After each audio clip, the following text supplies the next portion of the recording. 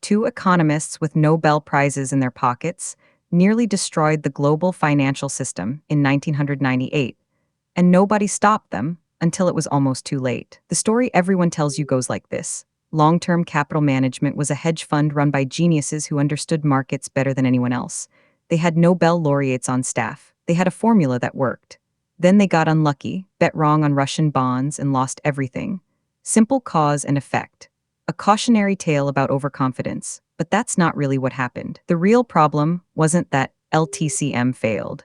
The problem was how close they came to taking the entire financial system down with them. And the reason that happened has almost nothing to do with luck or a single bad bet. It has to do with how deeply connected they were to the rest of the world's banks. Let's start with what LTCM actually was. Founded in 1994, it wasn't like other investment firms. It hired John Meriwether, a legendary bond trader from Salomon Brothers. He recruited Myron Scholes and Robert Merton, the two economists who won the Nobel Prize in economics in 1997 for inventing a formula that could price options, complex financial contracts that let you bet on whether prices will go up or down. The fund's pitch was simple. We have a mathematical model that finds tiny price differences between bonds in different markets. We buy the cheap one and sell the expensive one. We make a small profit on each trade, but we do it thousands of times. The math says this is nearly riskless. Investors believed them. In 4 years, they raised about $5 billion. Here's where the story usually stops and the standard explanation begins. They lost money on Russian bonds because Russia defaulted, and that was that. But actually, Russian bonds were only a small part of the problem. The real issue was something more fundamental about how the fund was structured. LTCM borrowed enormous amounts of money to amplify their returns. Think of it like this. If you have $100 and you make a 1% profit, that's $1. But if you borrow $900 and invest $1,000 total, and you make 1%, that's $10. That's called leverage. It magnifies wins, but it also magnifies losses in exactly the same way. By 1998, LTCM had borrowed roughly $125 billion. They had only about $5 billion of their own money in the fund. That means they were leveraged about 25 to 1. A 2% loss on their positions would wipe out half their capital. A 4% loss would destroy everything. Now here's the part that nearly broke the world.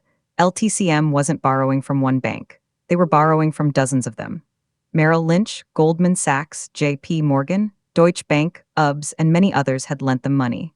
This meant LTCM losses weren't isolated to one institution.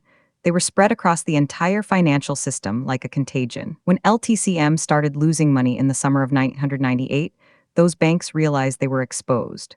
Not just to LTCM losses, but to the possibility that if LTCM collapsed, they might not get their money back. So what did they do? They started pulling credit. They stopped lending to LTCM. They also started demanding more collateral, extra money to cover their risk. This created a vicious cycle. LTCM needed to sell assets to raise cash, but when they tried to sell, the market was in panic mode. Other investors, watching the same news, were selling too. Prices collapsed. LTCM had to sell more and more just to meet their obligations. By September, they were losing hundreds of millions of dollars a day. But here's what made this a systemic crisis, and not just a hedge fund failure. If LTCM went under and couldn't pay back those loans, the banks that lent to them would suffer massive losses. And those banks were interconnected with other banks, pension funds, and financial institutions around the world. If one major bank went down because of LTCM, it could trigger a cascade. Other institutions might fail. Credit markets could freeze. Businesses that depend on borrowing money to operate would suddenly be unable to get loans. It could have looked something like 2008, except it would have started in 1998. So in September 1998, the Federal Reserve made a decision. They orchestrated a rescue. They didn't give LTCM money directly. Instead, they convinced 14 major banks and investment firms to pool resources and bail out the fund. The rescue package was worth about $6 billion. This is the crucial part. The Fed didn't rescue LTCM because they were nice or because they wanted to save the fund's investors. They rescued it because they were terrified of what would happen if they didn't.